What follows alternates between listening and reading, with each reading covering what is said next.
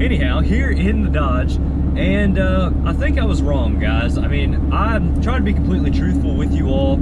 I tried to, you know, be upfront and honest with every video, and I think I was wrong. Now, we did buy that Scout buggy a while back and tore that all apart and got the axles out of that and everything else, and I still plan on using that. That was a Dana 44 up front, a 4.9-inch, and a Dana 20 transfer case. It was not a Dana 300 like I originally thought. But originally, I was going to put all that under this truck and make sort of a Dodge rock crawler type machine, kind of a hodgepodge of a lot of different stuff.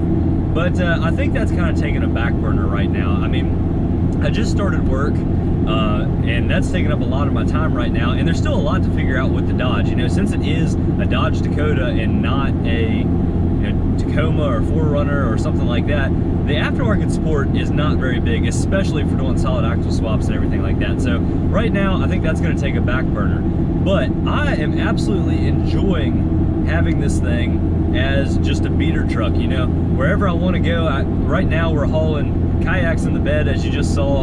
We got my buddy Grant behind me in his old Ford, and we're just out here cruising around, enjoying these old trucks, and it's really a lot of fun. And there's really a lot of good reason to have a beater truck. You know, you don't care about it quite as much in terms of the physical appearance. You know, if you get a small little scratch, if you get a small little dent, it's not the end of the world. And as a result of that, you just have a lot lower stress level. You know, when I'm up in the mountains cruising around or even four-wheeling, it's not like when I was four-wheeling in my Tacoma where I would get so stressed out and my, you know, almost have anxiety around it because it's such a, you know, newer vehicle. It has a lot of value associated with it. And to be honest with you, with this Dodge, there's very little value associated with it. I mean, it's very sentimental to me being my granddad's truck, but if I were to sell this thing, no one would give me more than a couple $100 for it. I mean, at the root of it all, it is a 22-year-old four-wheel drive pickup, so it, you know, someone pays something for it, but it's not desirable by any means. And to be honest with you, I'm really surprised it's going quite as good as it is. It just flipped over to 130,000 miles. We just did an oil change because of that. And so far, nothing really to report. It's been dead reliable. It makes all kinds of funny noises and that kind of thing, but overall, it's not really that bad.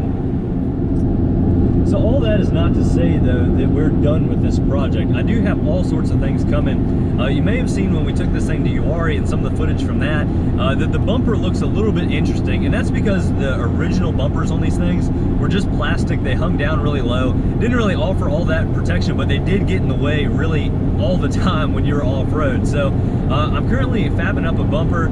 I have a couple different ideas for that, and I will be mounting a winch to that. That's one thing that we've never covered on the channel. I have a hand winch come along, but I also wanted an electronic winch, and I really wanted to weigh the pros and cons of that. You know, a winch is a huge thing, whether you're overlanding, whether you're rock crawling. A lot of people really swear by them. I've never had one on a full-size vehicle. I've used them a lot on four-wheelers and side-by-sides, and a lot of that footage will be coming before too long as well. But here on a truck, I really can see the merit behind one, and I think it'd be a really worthy addition to this truck. But overall, I think this would be another just good beater truck. A good way to do another cheap truck challenge, if you will, a way to get off-road on the cheap. And we'll really find the limits of this thing. Uwharrie was a test in this thing. It really tested my driving ability. It really tested the Dodge's longevity and build quality here after all these years. And so far it's held together. It is not as effortless as wheeling the Tacoma, but it doesn't need to be. It really takes you back to basics here with the manual transmission. It is a lot of fun. You do work a lot harder, but it is a lot of fun wheeling this thing. But overall, those are my thoughts. We have so much content coming in terms of off-road stuff. Now that we're getting into kind of the power sports segment with four-wheelers and side-by-sides and everything else, we have a ton of reviews and trail riding videos of those coming. So if you have any questions regarding that, please let us know. I have access to a ton of four-wheelers with now that I'm back home. You know, my dad has some, my friends have some, I now have a new Outlander, so I definitely plan on covering that, as well as all the Tacoma stuff. The Tacoma content is not going away, so definitely don't fear. But it is kind of a new chapter. It is a lot of fun for us, and just something different that we can bring to you all, and hopefully you enjoy the new content. But thank you all very much for tuning in. Have a fantastic week, everybody. We'll catch you next time. Also, guys, I wanted to let you know that because of the good response that we did get from the four-wheeler video that we made, I was actually using one of my buddy's cameras. It's the GoPro Hero 7 Black, and because of all the positive feedback from that video, I went ahead and purchased one myself. This video is being filmed on it. I'm sure it is a little bit loud, but to be honest, it is a little bit loud in this truck. But we will be adding that to our arsenal in terms of video equipment. Most of my videos are filmed with the GoPro Hero Session.